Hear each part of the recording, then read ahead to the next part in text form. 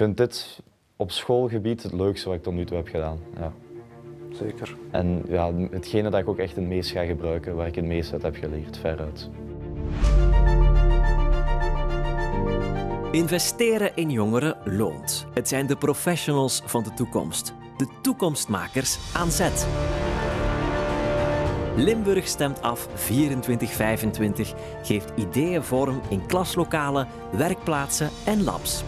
Leerlingen verwerven 21e-eeuwse vaardigheden tijdens de uitwerking van een maatschappelijk relevant project. Samen met partners geven ze vorm aan de toekomst van Limburg en daarbuiten. Zo bouwen ze mee aan een duurzame, vooruitstrevende en warme samenleving.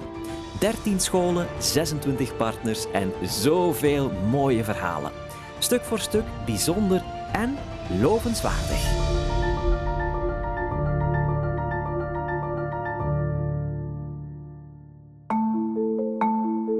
In Bilze hadden ze een geweldige vondst en brachten ze niet de school naar de bib, maar de bib naar de school, de mobiele bib.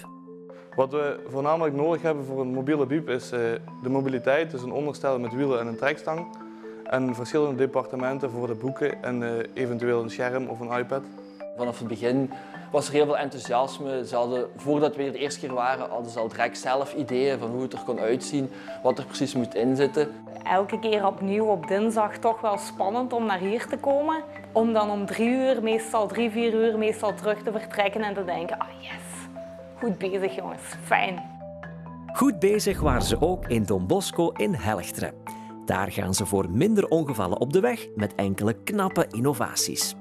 Ik heb een fietslot gemaakt, wat veiliger is, door heel veel technische snufjes. We hebben eigenlijk een multifunctionele helm gemaakt. Fietsveiligheid draait niet alleen rond de bestuurder zelf, maar het draait ook rond het materiaal. Ik heb een module gemaakt dat als je valt, dan gaat dat de nooddienst notificeren of een ander ingesteld nummer. Ik denk dat het project dat je gekozen hebben perfect past in de huidige tendensen, in de huidige trends. De fietsen worden een stuk intelligenter, worden een stuk technischer, spot-on qua keuze. Limburg stemt af projecten beginnen niet altijd vanaf nul.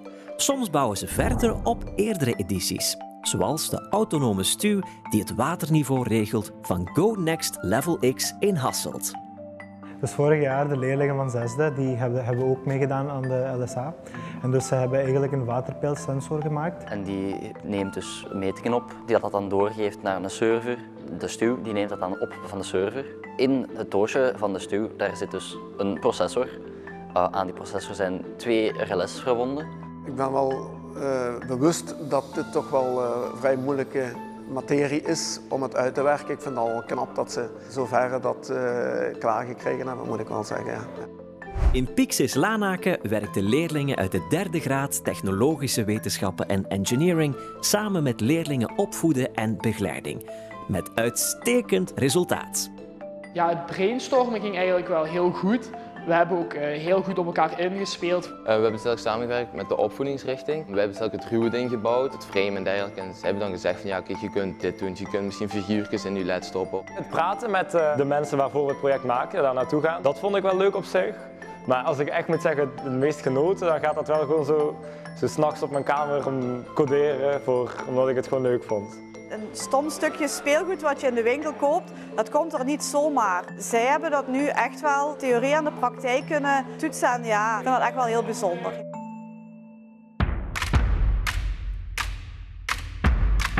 Wat ik het leukste vond aan dit hele Limburg stemt af traject is...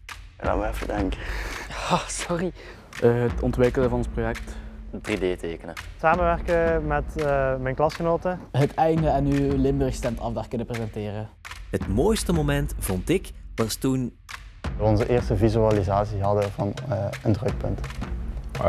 De dozen in elkaar gezet hebben. Mijn code voor het eerst werkte. Ons eerste prototype stond. Over het eindresultaat ben ik... Ja, ik ben gewoon heel blij dat we het zelfs af hebben gekregen. Zeer tevreden. Ik had het in korte tijd goed gedaan, vind ik. Dus, Als ik ons project in 1 woord zou moeten samenvatten, zou het zijn... Moet ik gewoon even wat zeggen in die microfoon? Leuk. Mobiel. Groot. Perfect. Dus dat komt er nu ook bij. Dit zeker.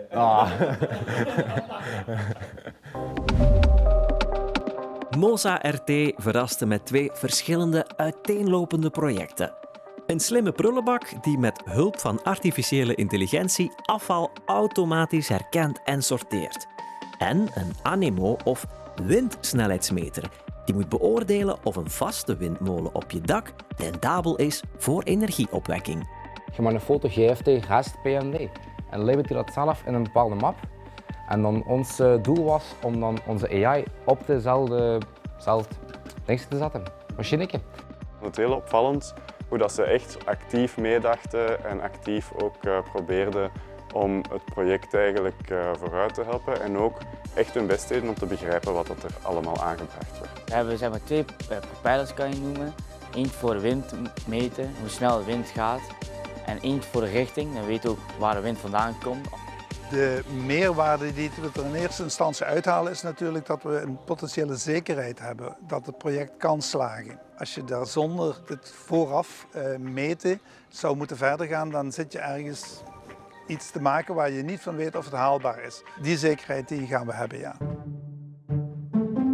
Kruisbestuiving deed ook zijn werk bij het Smart Energy Hub project van Hast in Hasselt. En daar deden Fluvius, Smappy en Rexel nog een flinke schep bovenop. We hebben een wand gemaakt waarbij wij de geleverde energie die onze zonnepanelen maken kunnen inlezen en de data die wij daarvan krijgen kunnen wij gebruiken voor te zien welke apparaten wel of niet aan mogen. Ons deel van de Smart Energy Hub is het maken van spel om mensen aan te moedigen hun opgewekte energie ook op een zinvolle manier te gebruiken. Wij hebben binnen Fluvius de nodige digitale meters voorzien voor de school. We hebben ook gezorgd voor de nodige opleiding, instructies van hoe ze die digitale meters moeten aansluiten.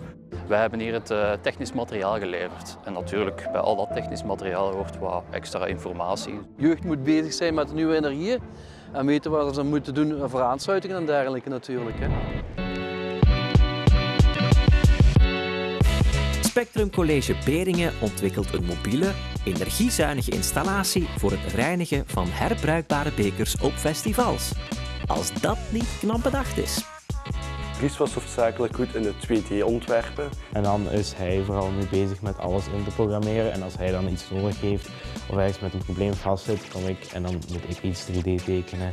De begeleiding bestond echt mijn expertise die ik heb naar de jongens overbrengen, het tekenprogramma, de connecties hebben vanuit de bedrijfswereld, van hoe gaan machinebouwers daarmee om.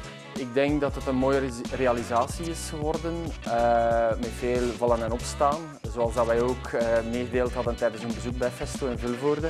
Het is een goed initiatief om proberen zeg maar, het milieu gewoon zo min mogelijk te belasten. Het festival heeft toch een hele hoop belasting van het milieu en met dit initiatief hopen wij daar ook een stukje aan bij te dragen.